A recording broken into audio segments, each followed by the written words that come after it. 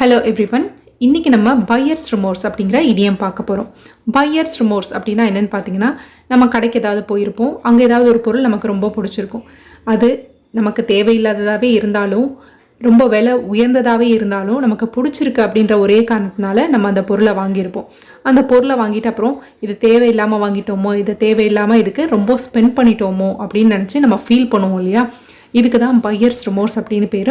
இதுக்கு நம்ம சென்டென்சஸ் பார்க்கலாம். She is full with feeling of buyer's remorse minutes after buying the luxury handbag.